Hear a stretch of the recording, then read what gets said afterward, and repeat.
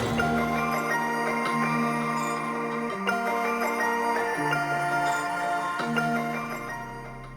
death of Lumia O'Rayan has shaken the Fey Court to their core, and no one seems to know who is at fault.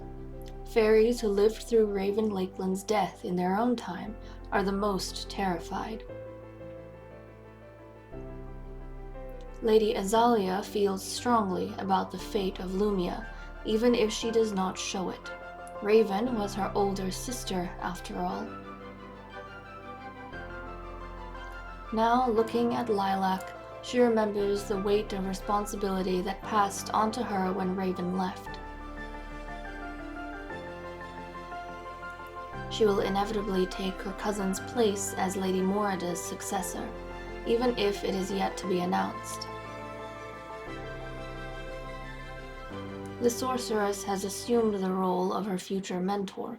She dotes on the little girl like she would her own child.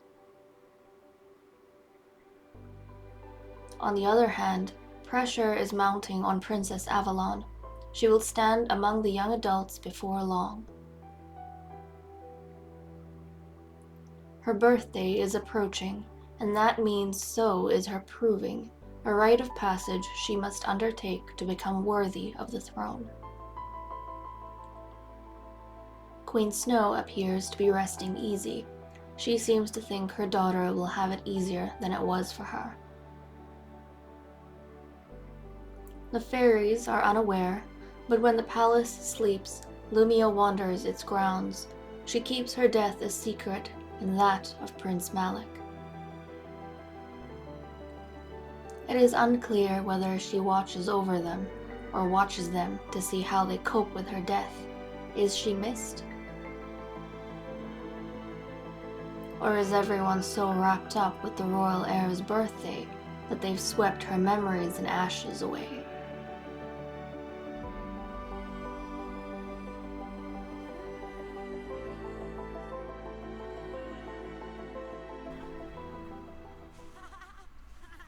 Hello everyone, this is Fantasy-esque and welcome back to the Sims 3 Fairy Amazon Royal Saga with the Verdington Fey Court.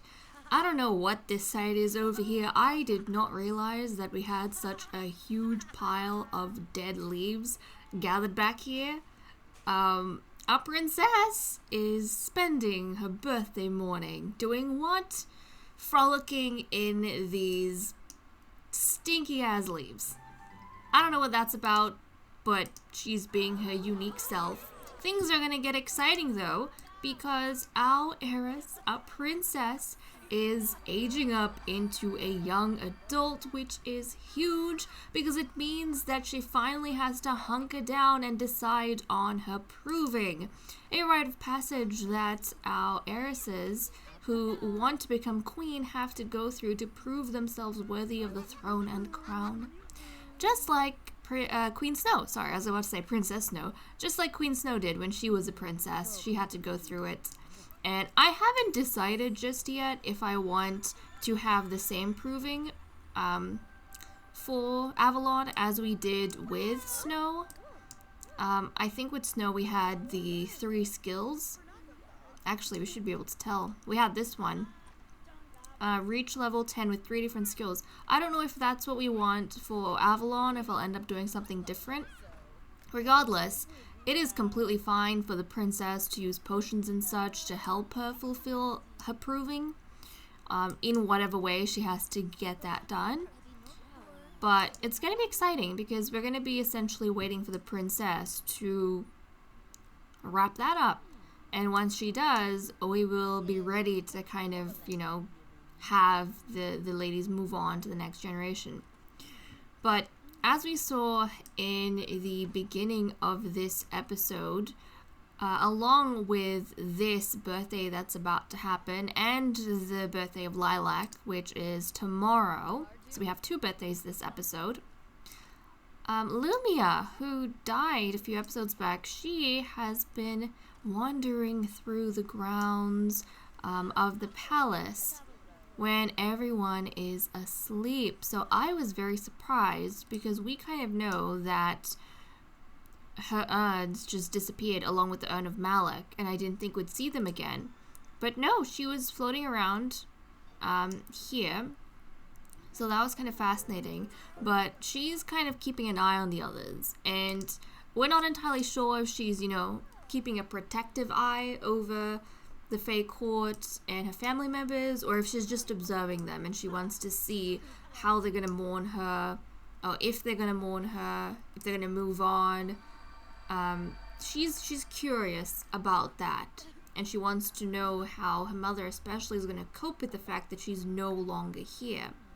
I don't remember if she had a very close relationship with her mother, but that's what she's keeping an eye on. She hasn't made an effort to speak to anyone, though, because, you know, having to reveal how she died is going to force her to reveal how Malik died, and she killed Malik. And I don't know what she's thinking of right now as a ghost, but she might be weighing her options, is what I'm thinking, because there might be, you know, this fear that her mother is going to be disappointed in her when she finds out that Lumia was messing around with magic that she shouldn't have been, and that's what got Malik killed, and that's what got her in trouble.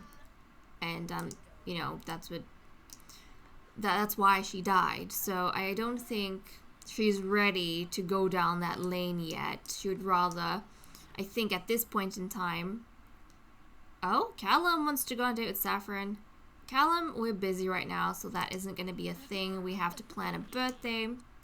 But yeah, I think right now she prefers to be remembered as, you know, a good member of the Fae Court who was unjustly killed by someone.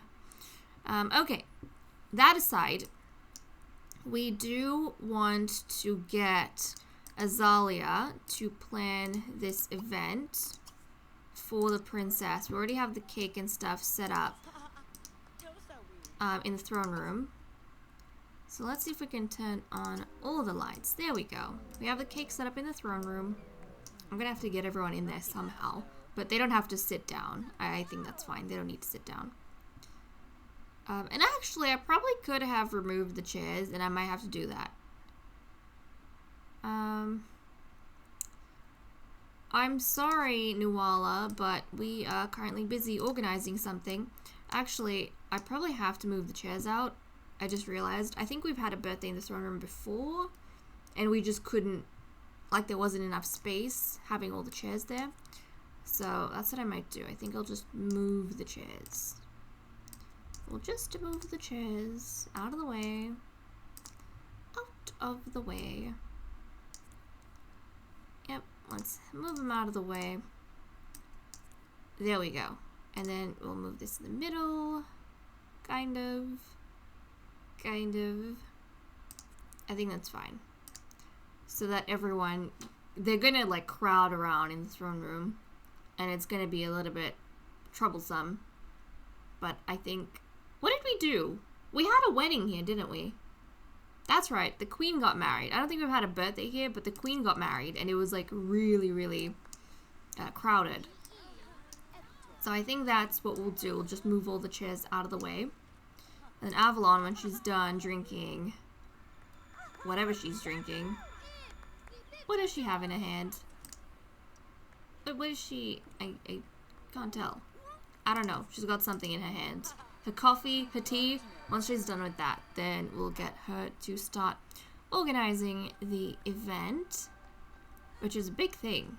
Everyone's going to have their eye on Avalon to see which proving she's going to decide. We're also excited to see how personality is going to develop. I feel like with both Avalon and Lilac, it is going to be a big deal because they just had a death. So I feel like that death is going to impact their personalities somehow. And I'm curious to see how exactly it is. But I think we discussed at the end of the previous episode that, you know, after they found out Lumia's fate, most likely Lilac is going to be made Morida's apprentice, and so she will be Morida's successor. Okay, can we ignore that? Cool. So she will most probably be Morida's successor because she is cousins with Lumia. So that kind of makes sense. And then it means that Lady Saffron, she doesn't have a successor, and so for her role, for the philosopher, we'll probably have new blood in the next generation, just like we did with Saffron. And unfortunately, Saffron was unable to solidify her bloodline. She had one son, and that was it. But fingers crossed, we will have better luck with the next philosopher. And this way we'll have new blood coming in, so, you know, the Oritans at this point, because Lilac and Astrid are both the daughters of Selene Oriton, they're going to be kind of taking control of two lines, so their bloodline is going to get more powerful in the next generation. But at least we'll have a slight bit of balance with some new blood that comes in. So I think that'll be good. Azalea, you're taking like ages to drink, honey. Like, you're taking ages. Are you done? Let's put that down. She's just not finishing. This is like an endless cup. Let's put it down. Let's get this event underway. Come on. There we go. There we go. Right. So we're gonna have a birthday party, of course, 5 p.m. I think formal attire, because it's the princess's birthday. Like the heiress's birthday. So let's invite Lady Morrigan, Lady Nuala, the Dowager Queen Ivy, and then we want the princes, of course. Of course. Is that a word? Of course not. My goodness. Who was... Actually, Callum we have to invite because he's married. And we're not inviting Lord Odin anymore because he and Morida aren't married anymore. So that doesn't have to be a thing. He's a lord, so he's not like high enough in rank to be invited to these palace events. Like the princes take up his spot. The only reason he used to get invited is because he was married to a member of the court. And so that gave him, you know, a sure shot invitation. But he's no longer, so he doesn't get invited, unfortunately. Okay, so we've got Prince Callum. I think we'd want to invite the sons of the queen. So we've got Prince Zuko. Yeah, so these are Avalon's brothers. Prince Haven and Prince Cato, who is a child. So invite those three princes. And then we'll invite some of the others. So Prince Anakin, Prince... Actually, Draco. Draco would get a sure shot invite because Draco... he hasn't bred yet, so, you know, it's good for him to mingle for the future. So, there we go. Those are the Sims that we have invited. Now, Caspian is Azalea's father, right? I think Caspian is Azalea's father, if I'm not mistaken. Anyways, that's fine. That's going to be our invitation, our guest list, I suppose. And then as soon as the guests start coming in, actually maybe around 6 p.m. we'll blow out the candles around 6 p.m. I think that'll be quite good. Yeah.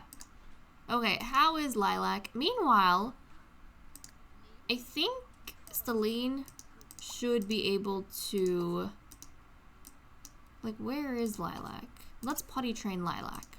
We'll try and get... Because we only have a day left before Lilac's going to be having her birthday as well. So I feel as though we need to try and get this teaching to walk and potty training underway as much as possible. Because we are going to be pressed for time. And if Selene wants, you know, we should try our best to help her out. Even though doing things like this last minute is always tough. It's always tough. Granted, we've been jumping back and forth quite a bit from the court and the werewolves and such, so we haven't been with them for too long. But aging was paused even then. So it's not like we gained or lost extra time, I suppose. Okay, and she's really close as well. She's really close to being trained. So that's gonna be good. But can we just take a look at Avalon's personality real quick? So she loves the outdoors. She's good. She's excitable. She's frugal.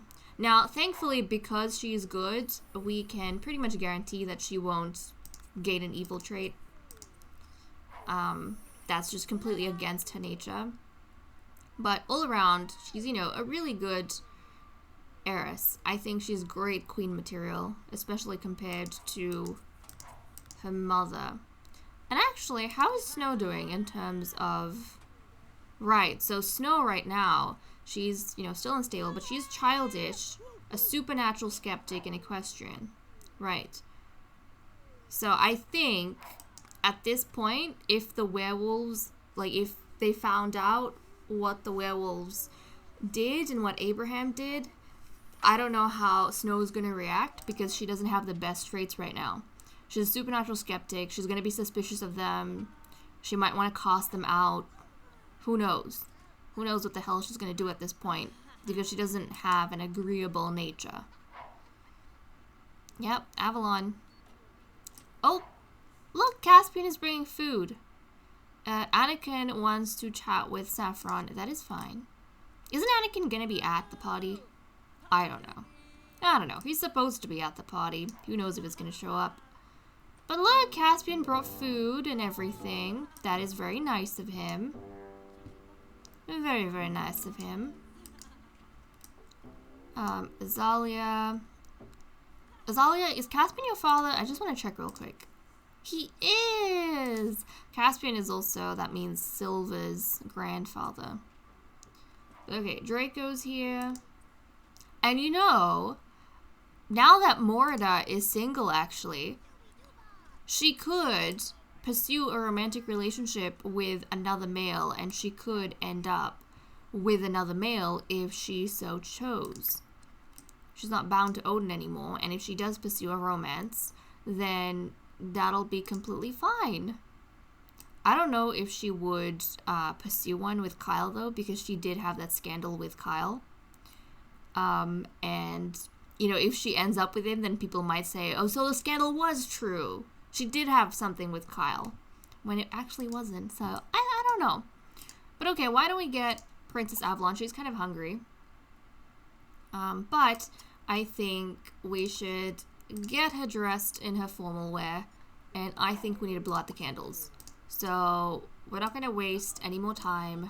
Let's blow out the candles. I'm excited to see our princess as a young adult. I'm excited to see the trait she's going to get. Okay, everyone hopefully is going to gather around in the throne room. These pillars don't exactly make it easy to look. This is good. Everyone, like, there's a little more space for everyone to come in.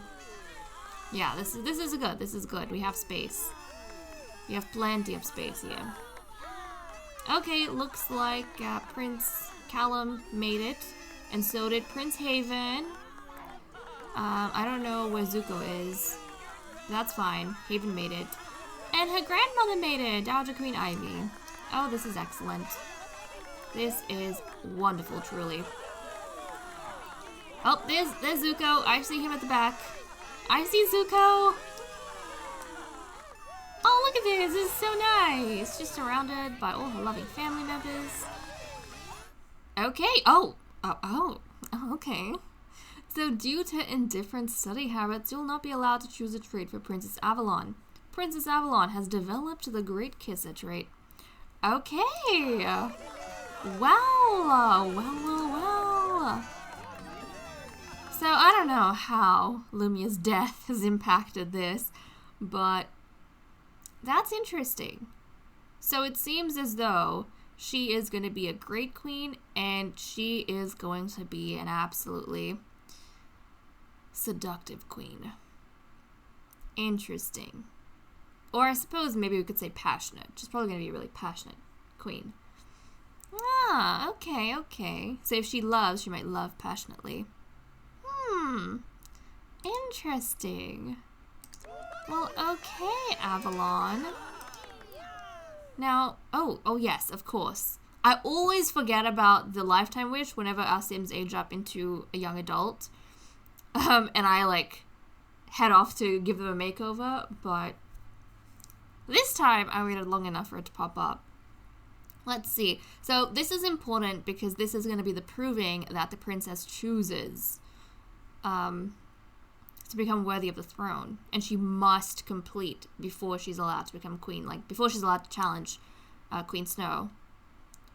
So, let's have a look. I kind of want to go for maybe the one that the queen had. The Renaissance sim. Because, you know, I feel like it's the broadest. And, there's, like, variance in the type of skills she could develop. But then also, you know, it is skills. So I kind of like that. It's almost as though she's, studying, to become queen. So I kind of like that idea as well.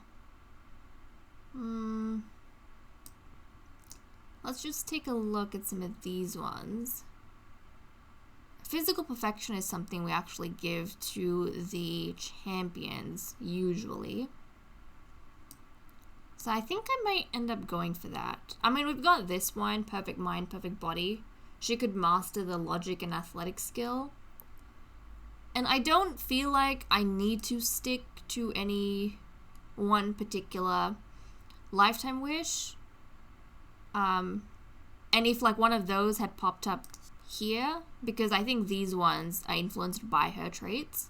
If they'd popped up here, then I would probably go for one of them. But because this side thing is dictated by her personality. But since it didn't show up here, I'm tempted to go for the Renaissance sim because it just feels the most applicable across like literally any personality type. And that gives us a bit of freedom as well. So I think we're going to go for Renaissance sim as her proving that she's chosen for herself. So she needs to master 3 different skills just like her mother did. So we'll do that. There we go. The princess has chosen her proving, of course. And she has no skills to work with. Excellent. Well, this is when the potions that our sorceress makes will come into play. It is completely fine for her to use enlightenment potions, but that is definitely something we're going to be actively doing, as well as trying to hone whatever skills she chooses to pursue. But okay, I'm going to give her a makeover, and then we'll be right back.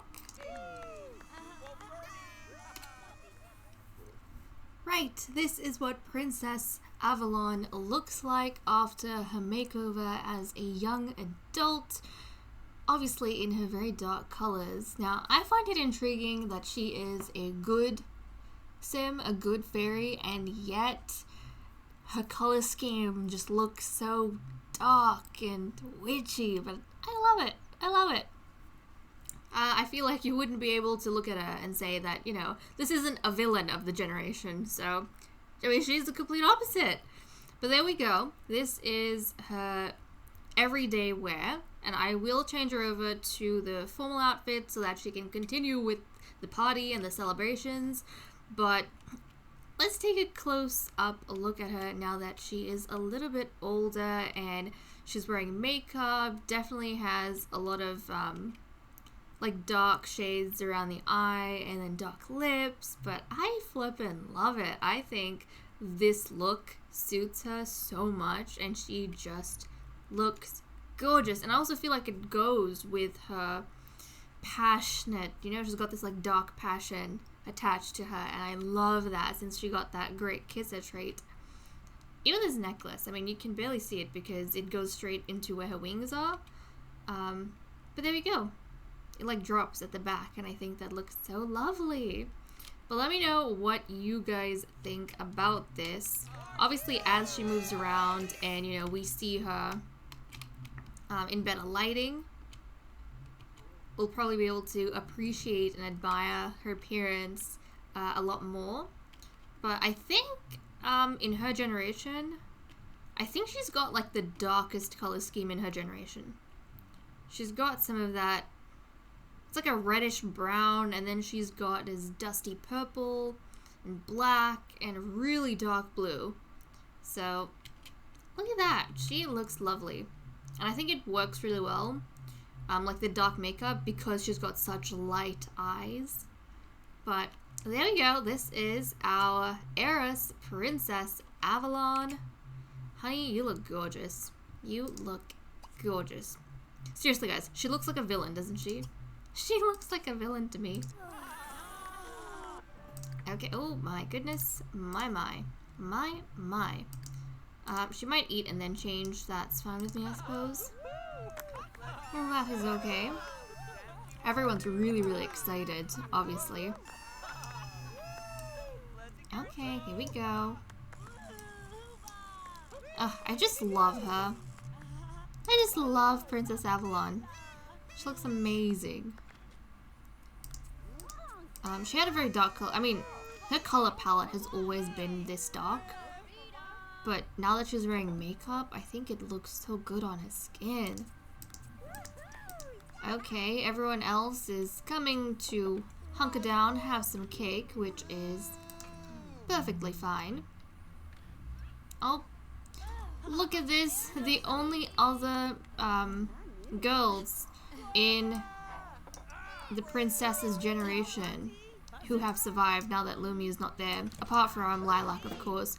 But all three of these girls, they are young adults now, and then Lilac will be turning into a child at some point. There was quite a gap, I think, between Avalon and Lilac. There was quite a gap.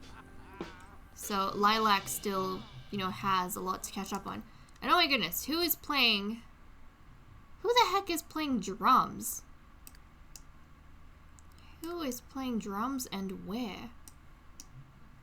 I don't think this is it. It didn't sound like bass to me. It sounded like drums. Oh, this dude. I mean, Lady Nuala. Nuala, what are you doing?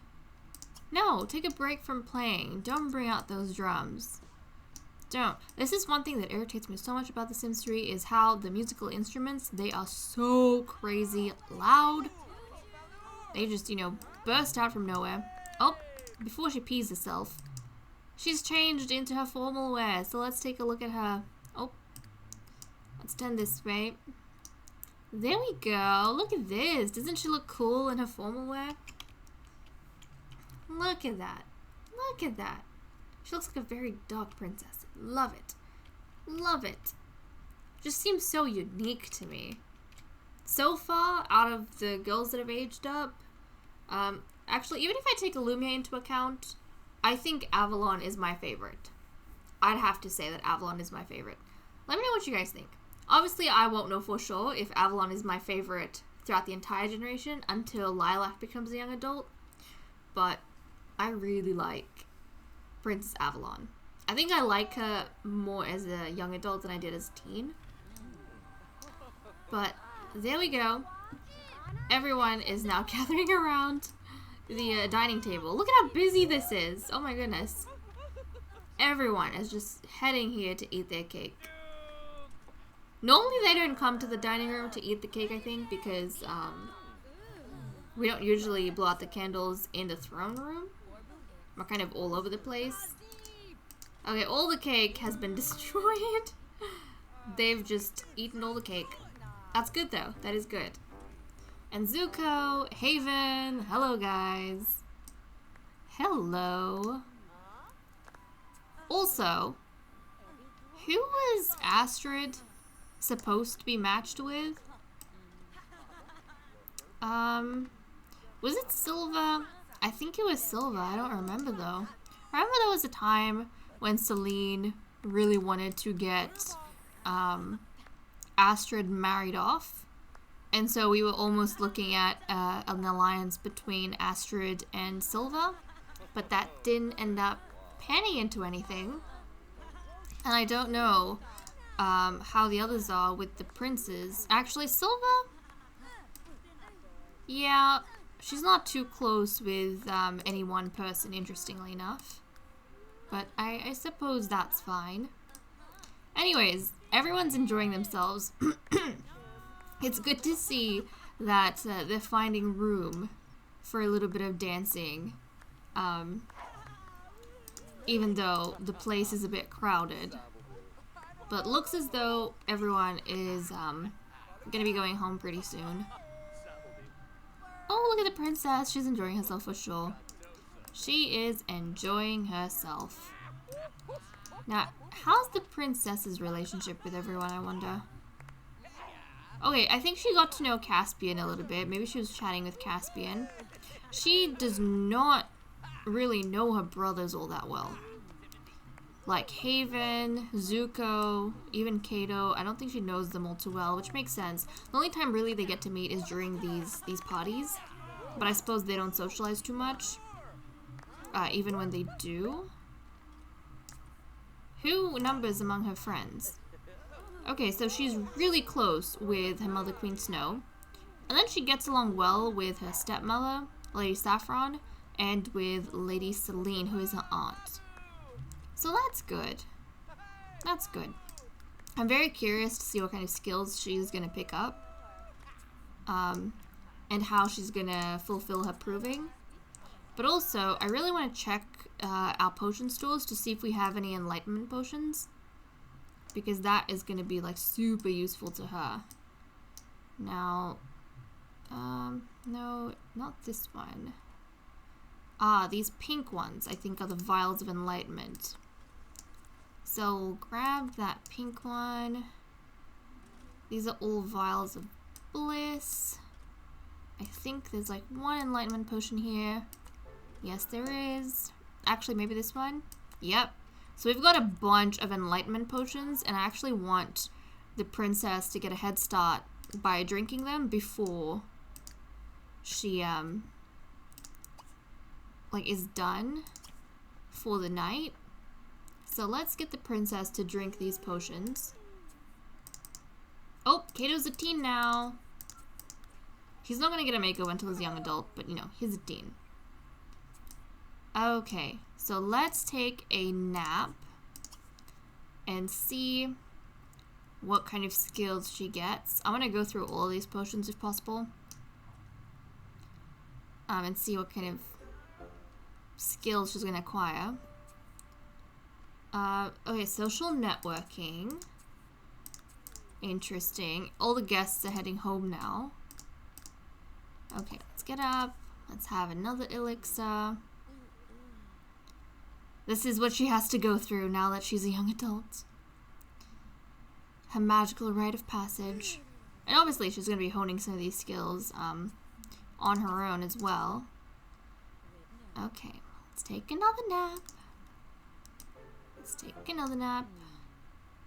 I don't know who the heck... Oh, Rhea. I was like, I don't know who the heck Rhea is. My goodness. Rhea is the werewolf who is with the Kaufman pack. She is Ricky's firstborn, so Rhea is now a toddler, interestingly enough. That means the other baby shouldn't be too far behind Sol. What did she get? Athletic skill? Maybe she got an athletic skill. Or did she get another social networking? I'm not too sure. I am not too sure. Let's drink another elixir. Yep. Everyone else must be in bed by now. Excellent. Look at her go through these potions. I like the idea that everyone probably gifted her these potions. Oh, darn. I missed out on Sol. There was a notification for Sol. I think I just clicked through it.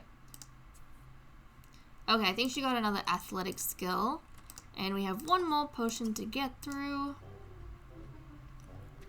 But yeah, I think Sol has also aged up into a toddler now. Aging was off when I was playing with the werewolves and when he was born. So both him and Rhea kind of have the same age. Okay. Let's see. What are you going to get now? What? Oh, okay. So she got some more athletic skill. So she might, on her own, kind of hone this athletic skill when possible. And then, you know, we'll definitely invest in some more potions for her at a later stage. But that's kind of interesting. And now I'm curious to see what skills the others have. Okay, so Astrid has the martial arts, a little bit of cooking, athletic, social networking. Silva has a bit more cooking, athletic. That's kind of interesting. Everyone's kind of inclined towards the athletic skill, which is really cool. Kind of like warrior fairies. But okay, guys, I am going to let everyone sleep, and then we'll probably pick up for Lilac's birthday, and that no doubt is going to be a much more contained affair. It's going to be really small. We're not going to have a party or anything like that. We'll just blow out the candles, because her father did die recently, and I don't think Celine's going to be in a mood to kind of celebrate. So I'll see you guys in a bit. Look everyone, it's snowing, so we are having a snowy birthday for Lilac outside. And Princess, is she in her... Oh yeah, she is. She is! Okay. I was like, is she in a cold weather outfit? She is. Okay, excellent. Well, let's get Celine, who managed, thankfully, to get all of Lilac's skills, like, done. Oh, jeez. Where'd we go? She managed to get all of Lilac's skills done, so I think we only had potty training left and teaching her to walk. So thankfully, this child is going to grow up in an excellent state, and hopefully that means we're able to choose her traits, which we randomize anyways, so I don't mind the game choosing for us, but let's hope this child grows up with good, like, oh, she's already a genius. That's great and excitable. But it would be nice for her to continue down that path. I wonder if Lumia's death impacted her in some way, because it looks as though it hasn't really impacted Avalon. I mean, Avalon is a good sim, so I feel like she would care that Lumia has died and passed away, but I think she's also got, you know, the burden of being heiress and responsibility on her shoulders, so she's mourned, but now she's focusing on what she has to do for her role. And I suppose being a passionate sort of queen, being a passionate princess, that's kind of the route she's decided to go on. But okay, let's not waste any more time. Lilac is gonna have her birthday, and I'm excited to see, one, what she looks like, because this is Celine and Malik's baby, and also I'm very excited to see her trait. Okay, here we go. Birthday time for the little baby. I feel like we haven't had age ups in a while. Is it just me? Or maybe we had like a ton of age ups back to back and then suddenly there was a lull. So I feel a little bit empty on the inside. Okay, here we go. Here we go, Lilac. Now obviously once Lilac is a child, then the queen is probably going to formalize her becoming an apprentice to the sorceress. Okay, she's in this really odd position, so we can't really see her. But that's fine. Okay. Oh, there she goes. There she goes. And, okay, we get to choose a trait. So what we'll do is randomize. And if I feel as though it fits, we'll keep it. If I feel like it doesn't really fit, then we'll randomize again. Oh, genius, excitable, and brave. Nice. You know what? I feel like maybe as a toddler, like Lilac was, like around the time that Lumia died, I think she may have been, like, she may be getting told of stories about how Lumia was going out of her way to pursue justice for her mother when she disappeared and she died. So, you know, she was doing something on her own. She was being brave. Maybe that's where Lilac gets it from. Lilac is listening back or thinking back to these stories that she's getting told about Lumia, someone who she didn't really know that well or get to spend time with. But I think she'd be fascinated by Lumia because, like, when she's growing up, everyone's talking about Lumia and Lumia's death. So I feel like she knows Lumia almost as a story character. And she would have interpreted Lumia's actions as bravery. And so maybe she wants to be brave like Lumia. or she perceives Lumia to be brave.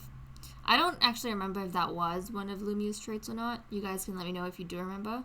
But I like that for her. I like Lilac being brave. And you know, that's so in line, I feel like, with the O'Rightons, because she is from a champion bloodline. Obviously, she's not going to be apprenticed to the sorceress, but she is traditionally from a champion bloodline. So it makes sense that she would be brave. But let me see if I can bring her over here so we can get a look at her before I dive into makeovers. Come here, Lilac. Is she gonna go grab cake instead? Yeah, I think she's gonna go grab cake. She doesn't want to go over there. Well, let me go down to your level, child.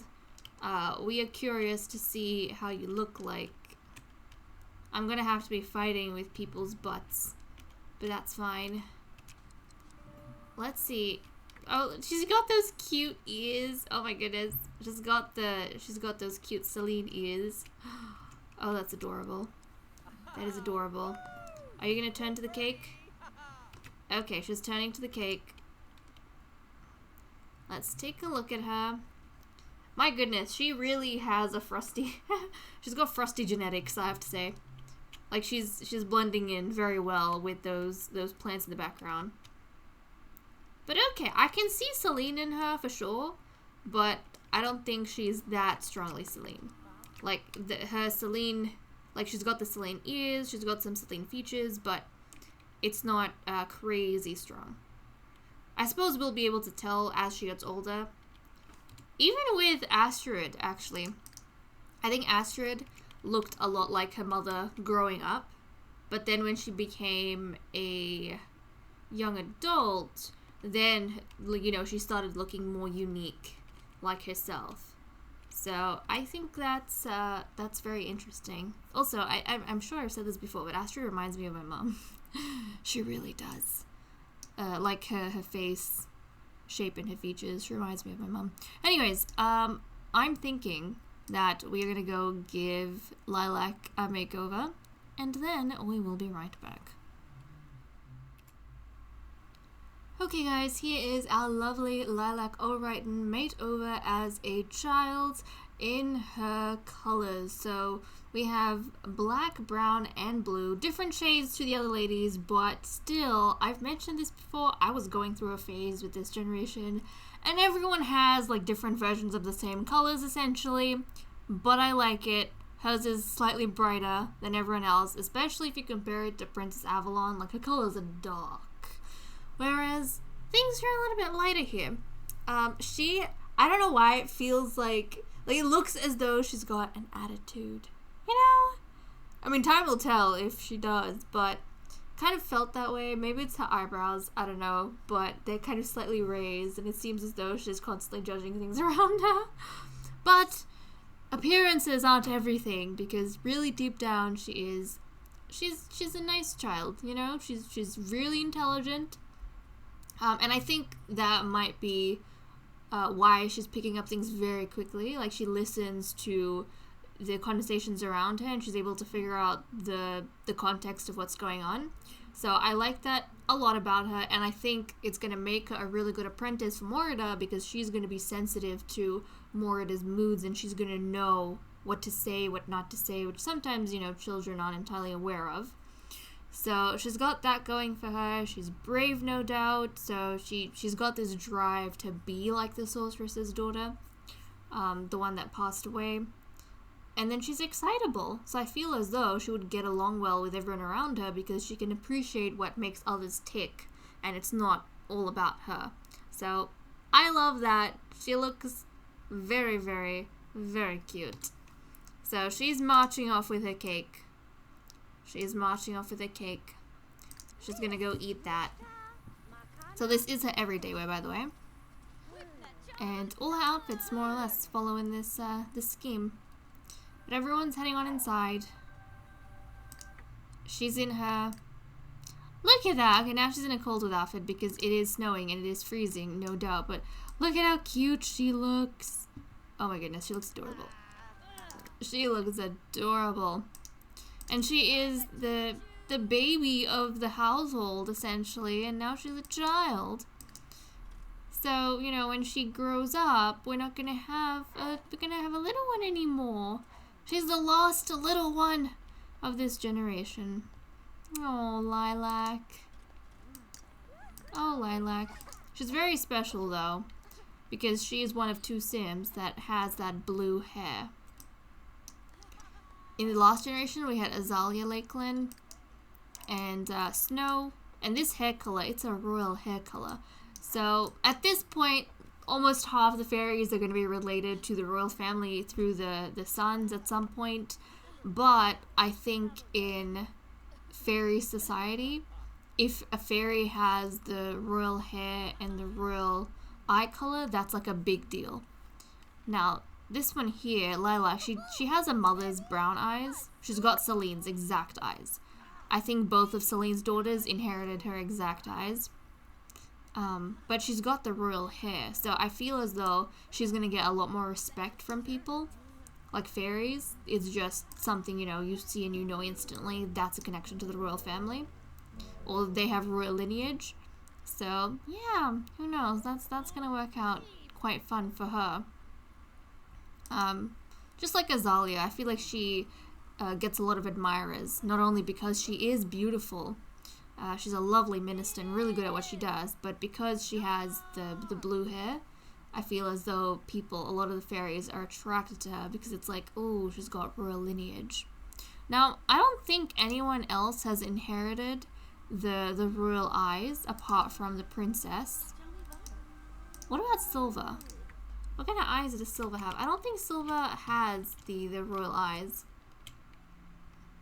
So the royal eye color, she doesn't have it, but it's very, Snow has it and Avalon has it. It's very pale, as you can see. Very, very pale. So I feel like any of those features, if someone inherits, is like a big deal. But, okay guys, I think I am gonna wrap up there. We'll have to see what goes on in the next episode.